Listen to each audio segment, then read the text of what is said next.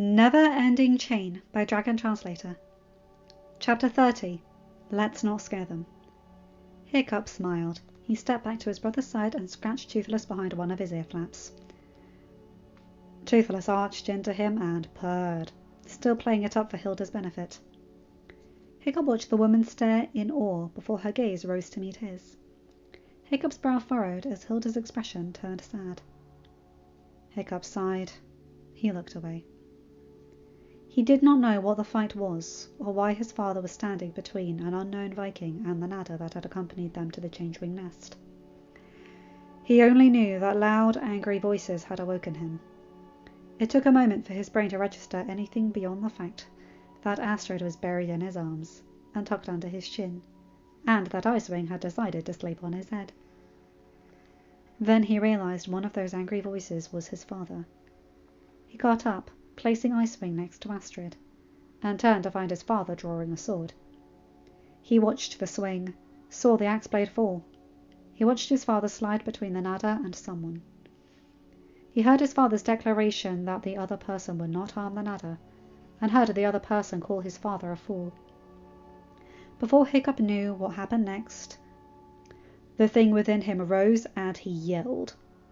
To his shock, the room fell silent, except for the Nadder's smug-sounding chirp. All the dragons surged to their paws. His friends got to their feet. He moved away from the group and came even with his father, to find out that Bainson had returned. Hiccup still did not know what was going on.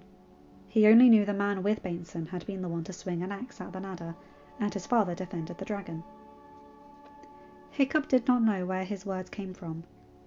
He did not know where he found the courage to stand and tell Bainson that he could tell the Vikings what to do.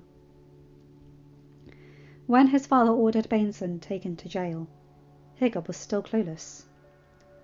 All he did know was that he had to apologize to Hilda. The lady had always been someone who was kind to him. She trained with Gothi to take the mute elder's place as the tribe healer one day, and never had a harsh word to Hiccup, despite her husband dying when Hiccup failed to convince the man to let him repair his axe. Hiccup watched her son be led away by his father's words. Hiccup knew he was at fault. So he had apologized, but the Nadder moving had spooked her. Hiccup did not think when he had gestured for the dragon to walk away. He just did not want the woman scared anymore. When Toothless came over, acting more like a big cat than a fearsome dragon, Hiccup saw a chance to calm Hilda and show her that the dragons were harmless. Now, though, it seemed he had only managed to make her forget he was at fault for Bainson being imprisoned. A forgetfulness that seemed to be over.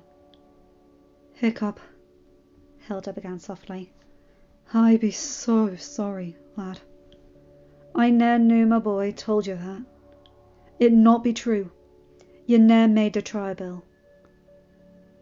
Hiccup blinked, his gaze rising to meet hers. He frowned before looking at his father.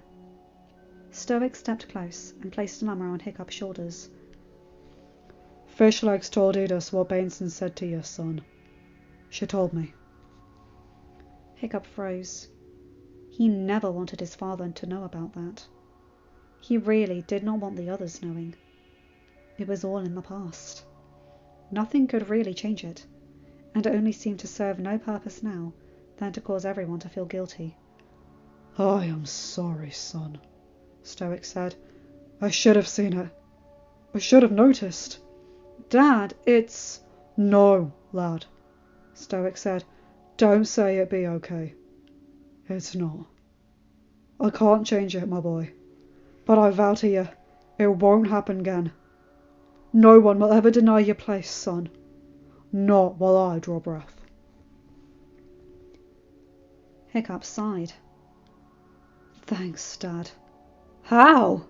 the unknown Viking said. "Howbeit this slip of a boy controls that dragon." "Padrig!" Hilda hissed. "Hiccup be de Edinburgh. Speak to him with respect." "But your boy," Padrig protested. "He be saying that lad be nothing but a nobody." The dragons, even Toothless, snarled. Hiccup placed his hand upon Toothless's head and then slipped free of his father's arm. Easy, he said, looking at the dragons. Calm down. Alpha, the Nada said from its place next to Windwalker. He is insulting you. He is breaking civility laws. Hiccup heard Hilda's gasp. He heard Padraig's grunt. He heard the helmsman's hum. He remembered what Toothless and Sharpshot said. Those who could not understand common tongue heard. He walked over and placed his hand upon the Nada's beak. The Nada purred, nuzzling into his palm. Hilda gasped again, but this time sounding as if she was awed. Padraig and the helmsman grunted, though the helmsman sounded friendly, and as if he was amazed and intrigued. Padraig's sounded gruff, as if he was unsure, and that caused him to be angry. Hiccup sighed. Vikings did seem to get angry when unexpected things were thrown into their face. Easy, Hiccup said to the Nada. He leaned closer, his voice dropping to a whisper. They don't know me. They don't know you can speak. They don't know what's going on. Let's not scare them. Aye, Alpha, the Nada said. Hiccup smiled and scratched the Nada's chin. The dragon cooed. Hiccup turned, finding the helmsman watching him intently.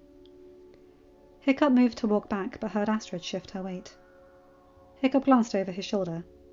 She stared at him. He smiled, reaching for her hand, and gently tugged. They were not at another dragon's nest. She did not need to keep an excited dragon calm, so it did not offend a queen, and he wanted her at his side. She smiled and walked with him back to Toothless, who had not moved from between Hilda and Stoic. He felt eyes follow his every movement.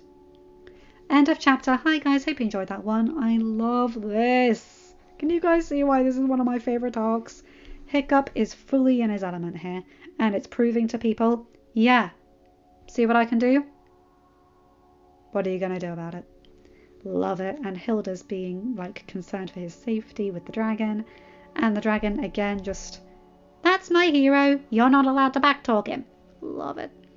Anyway, you guys know the drill. Like, comment and subscribe, and hit that bell to get notified when I upload a new video. Have a good day, night, or whatever time zone you're in. Bye my guys, gals, and non-binary pals. I'll see you in another video. Take care.